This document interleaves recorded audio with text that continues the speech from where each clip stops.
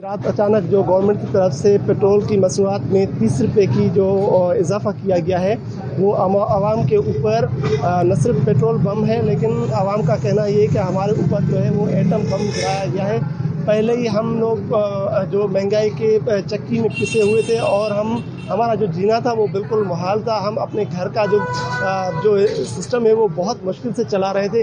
ऊपर से गवर्नमेंट ने अचानक ये 30 रुपये और इतना बड़ा रेट जो बढ़ाया हुआ है, इसमें हमें बहुत मुश्किलात का सामना है और हमारी सोच से बाहर है कि हम अपने घर का जो है किचन किस तरह चलाएँ और हम अपने बच्चों को किस तरह पढ़ाएँ, स्कूलों में किस तरह फ़ीसें देंगे। और हमारे कमाई का कोई ज़रिया नहीं है, जो ज़रिए माश हैं वो इतने है नहीं, आमदनी इतनी है नहीं और दिन ब दिन जो है महंगाई बढ़ती जा रही है।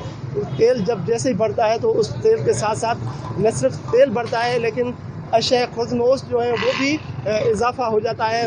जैसे ही रात अचानक जो पेट्रोल बढ़ गया है, तो मार्केट में तमाम चीज़ें अशय खुर्दनोश हैं, वो सुबह से ही बढ़े हुए थे रेट।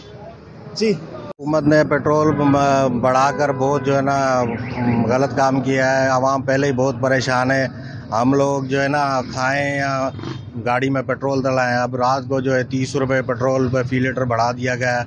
आवाम पहले ही परेशान है। सही है, पेट्रोल महंगा हो गया, समझो एटम बम हमारे ऊपर गिर गया है। रोज़ के कमाने खाने वाले क्या करें, पेट्रोल डलवाएं, गाड़ी चलाएं, क्या करें, डाला चलाते हैं हम भी, बस कमाई का जरिया है नहीं बिल्कुल।